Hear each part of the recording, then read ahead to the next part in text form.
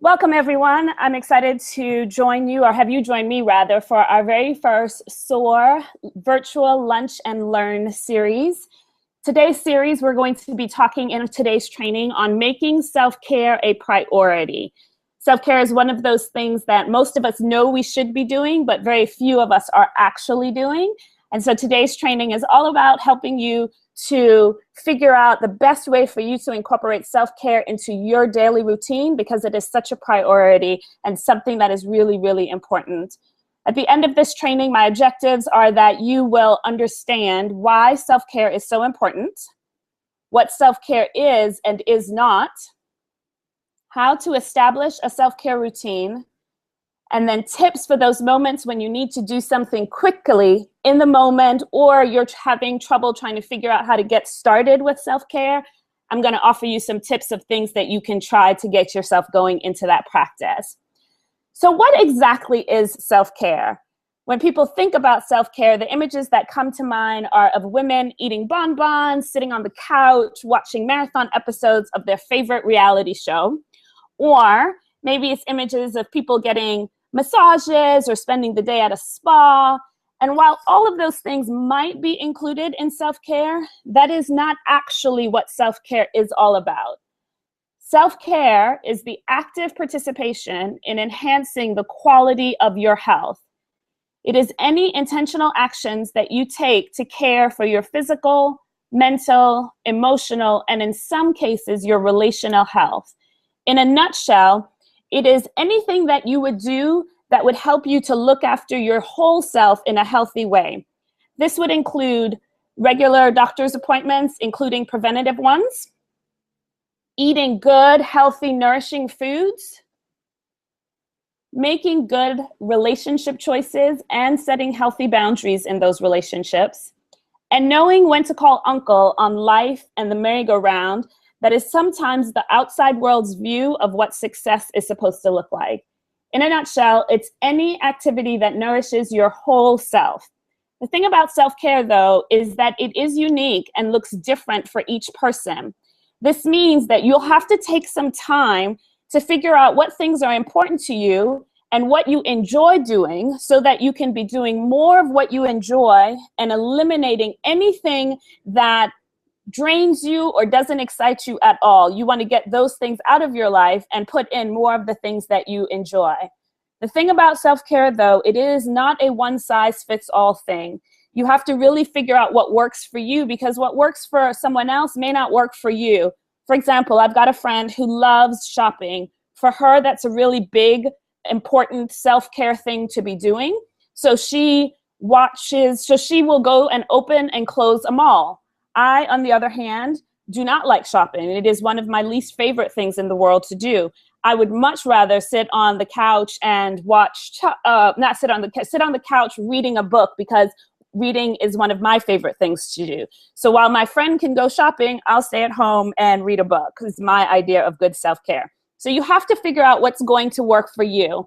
And we'll talk about some specifics about how to do that in just a few minutes. But that sounds pretty simple, doesn't it?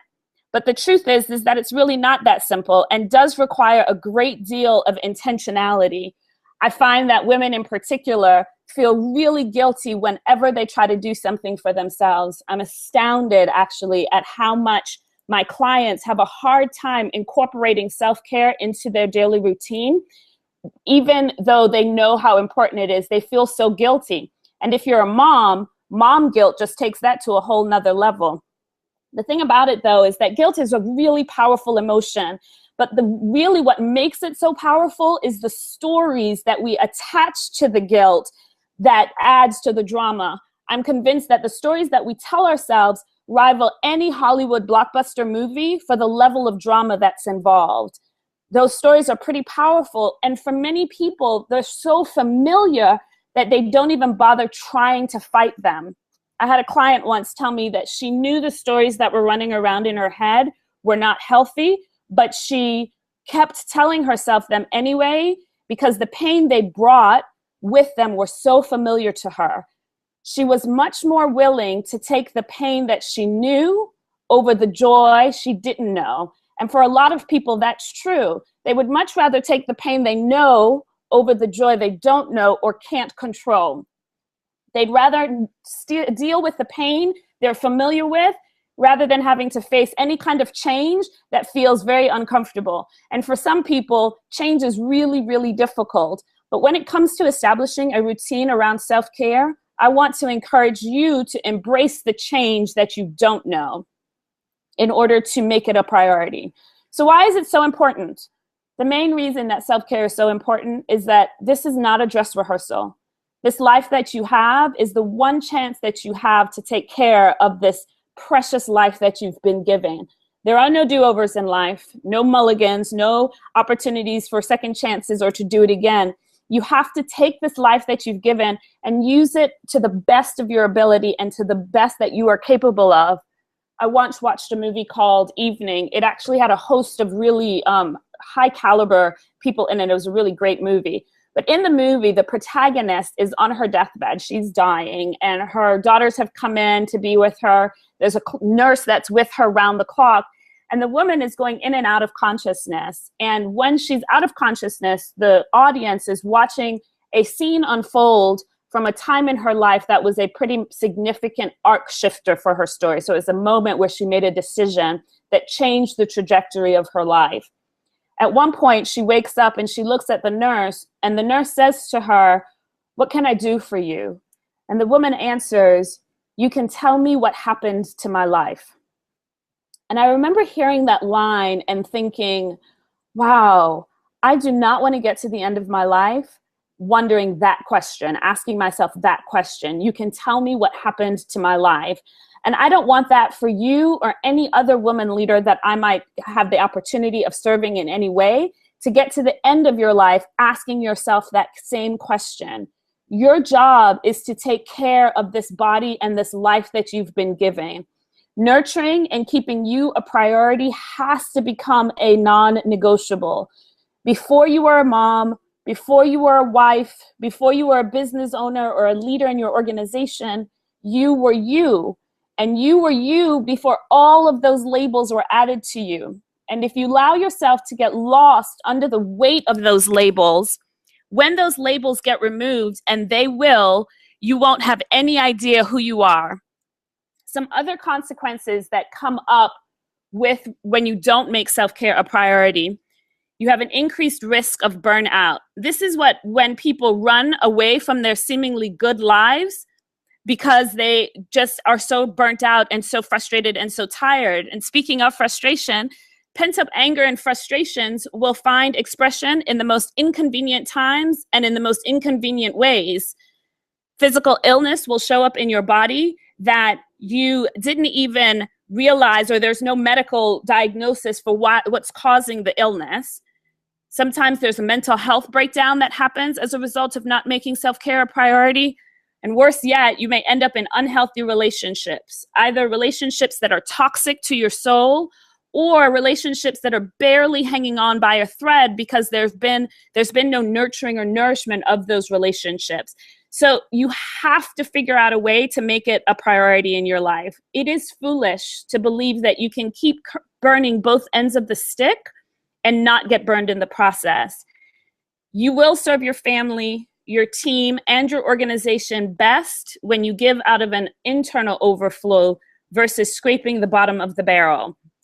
Nobody wins when you're scraping the bottom of the barrel. The most common excuse that I hear about self-care is that I don't have time.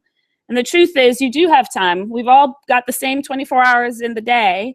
You just haven't figured out a way to make sure that it's important enough. And my goal is to help you figure out how to make it important enough to make time for it. The time isn't going to magically appear. You have to figure out a way to make it happen. And so how do you do that, right? So establishing a self-care practice, it feels like it's so difficult and so complicated. My friend Rosie calls it writing yourself a wellness prescription. And I really, really love that idea, that phrase associated with this, because it's like when you go to the doctor. If you're sick, you go to the doctor and he writes you out a prescription. Well, what you're going to do when you're establishing a self-care practice is you're going to write yourself a wellness prescription. And there are 3 steps that you can take in order for you to begin to do that. The first thing you want to do is you want to write down all the things that make you feel happy or are fun for you or inspire you. So for example, I'm a huge musicals fan. Musicals take me to my happy place. And so musicals will always, always top my list of things that make me happy and part of my self-care practice. I'm also an introvert. I'm not shy, but I am an introvert. And so alone time is critical for me. So my items will also have plenty of things that I'm doing by myself. Although I do need people, I am energized best when I'm by myself. So you're going to write down everything that you do that makes you happy or is fun for you or inspires you. And again, it could be stuff that you do by yourself or that you do with anyone else. Get really clear about what those things are.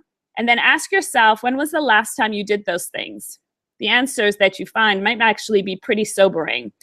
Put on your list only things that truly nourish you, though. Things that nourish and fill up your tank, not someone else's tank, or what you think should fill up your tank. You do the things that are right for you.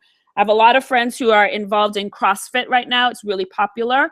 But for me, I'd rather go to a yoga class than go to CrossFit. So yoga would appear on my self-care list, while CrossFit might appear on someone else's. So make your list. And the second thing you want to do is once you have your list, you're going to break up that list into things you can do daily, weekly, monthly, and annually. And so, for example, every day, I need to try to go to bed between 10 and 10:30. The reason for that is part of my self-care is that I know I need 7 hours of sleep. I can do pretty good on 6, but any less than that, and nobody wins. So I have to get into bed by 10 o'clock because I get up between 5 and 5:30 almost every morning. So in order for me to get 7 hours of sleep, I've got to get in bed by 10 or 10:30. So that is part of my daily routine, is to make sure that I'm in bed. Then once a week, I turn off all social media notifications and all email notifications on my phone. Once a week, I have a no social media day because I get sucked into social media, which I think a lot of people are guilty of. And so one day a week, I turn off social media as a way to reset and get myself out of that space and centered back into what's actually happening around me. And then once a month, I do what I call a do nothing day. It's something that I advocate for all of my clients to do. And when I first recommend it, everyone is really skeptical about it. But it is one thing that I think that everyone should do as much as you're able, is to schedule a do nothing day.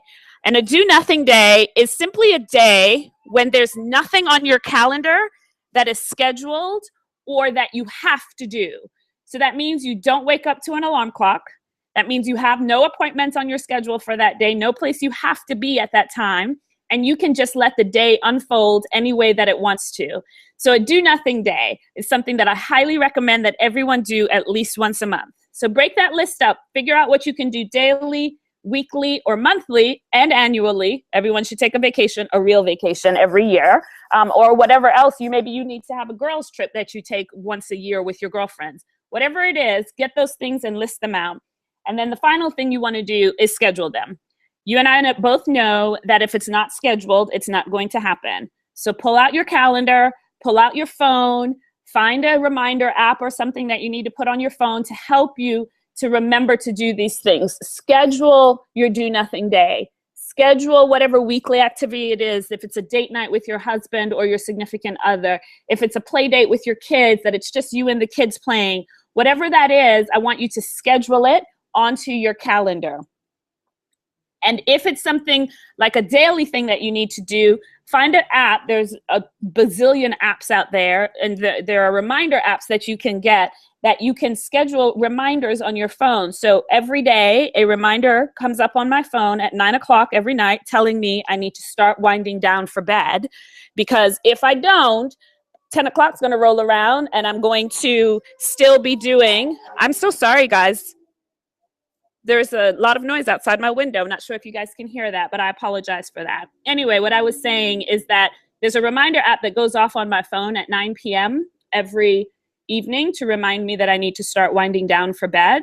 It reminds me that I need to start getting into that mode so that when 10 o'clock rolls around, I'm ready to go to bed. So do whatever it takes for you to be able to get these routines established in your life. Use whatever support system you need, whatever apps, whatever things you need to put in your calendar, but put them on your calendar. And I'm going to add one other step to establishing a self-care practice, And that's going to be that I want you to create a stop doing list. We are all big advocates for the to-do list. Nothing makes me more happy than crossing things off my to-do list.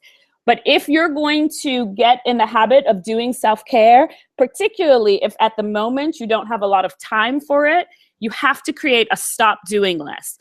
And these are all the things that you need to stop doing, either because someone else can do it or because it drains you rather than energizes you.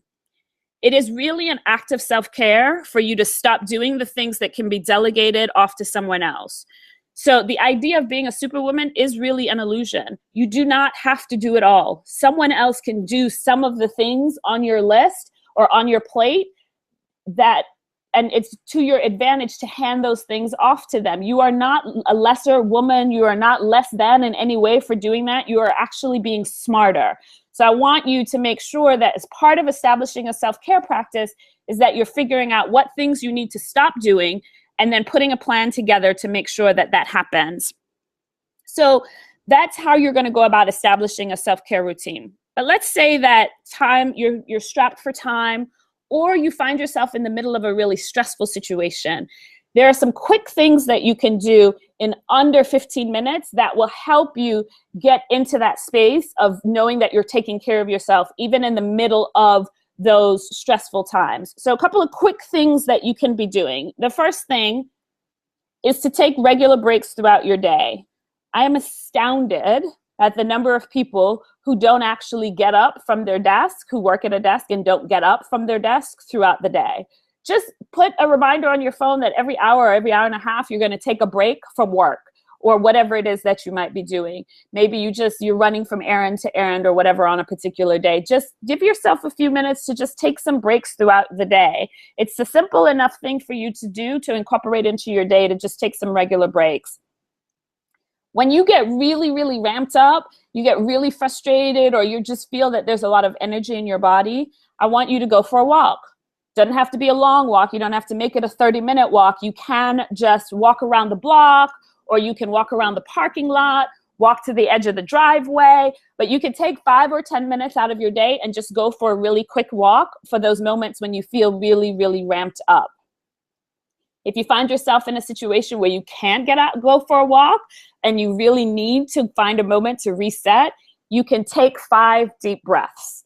And I know that seems really, really simple, but if you just put your hand on your chest and take 5 deep breaths, you'll find that you calm down, the energy in your body starts to come down, and you start to actually feel better. So if you can do nothing else, you can stop and take 5 deep breaths. Hand on your chest and just take 5 deep breaths. If you're in a particularly stressful situation or a particularly stressful time in your life, maybe you're moving, you're starting a new job, and you're getting married, which I had a friend do that all within the same time period. There's a lot happening all at once, big major changes that maybe happen in your life all at once. What I want you to do in those moments is to stop and ask yourself, what is it that you most need in this moment? The thing you need most.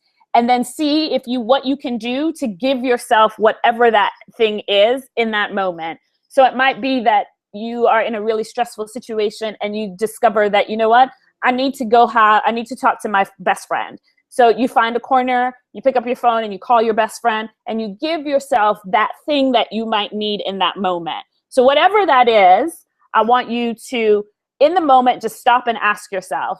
And then my final tip is know when to call uncle. Know when to say enough is enough. I've had enough. I can't do anymore. I don't want to do anymore. And let it be okay that you've hit that point. Again, doesn't mean you're less than. It doesn't make you any less capable. It just means that you've hit your point, and that's okay. It's not a bad thing. And then, worst case scenario, or not worst case scenario, but last resort, you can always get some chocolate, because I believe there is magic in chocolate, and chocolate makes everything better. So hopefully those quick tips are helpful. And if you have any other ideas, I would love to hear that. But my heart is that you guys understand, or that you know that self-care is so, so, so important. And you have to make it a priority in your life. You've got to figure out a way to make it important to you. And I have created a free self-care assessment so you know where you're starting today with self-care. Where are you on the self-care continuum? Well, if you go to makitapennycook.com/assessment, you can take the free assessment. It's 10 short questions that you answer. They're multiple choice. And then based on the point system that you get, you're offered some tips and suggestions of ways that you can move yourself along the continuum a little bit better. But here's the thing. I want you here for the long term. I want you to be able to do everything that you've been created to do. I want you to accomplish all the amazing things that you want to accomplish and have all the dreams that you have in your heart come true. And that can't happen if you're not taking care of you and if you are not nurturing you. So I hope that this was helpful and informative. I hope you got some ideas that you can take away with you. And if you have any questions or any comments, if you're on the call live, you can pop them into the chat box at the bottom. If you're not on the call live, then feel free to email me at makita@makitapennycook.com. I would love to just chat with you. If you ever want to get on a call with me, there's always a link on my website for you to get on a free complimentary call with me. But again, my heart is for you to understand how important you are so that you will take care of you. Any questions? I'm going to check the chat box and see if there are any questions. Otherwise, I'm going to then end our training. There were no questions in the chat box, so I'm going to go ahead and end our training. Thank you so much for joining me. I hope that you will join me again next month for our Soar virtual Lunch and Learn series. Next month, we are going to be talking about increasing your confidence, and I hope you can be there. Have a wonderful rest of your day, ladies. Bye.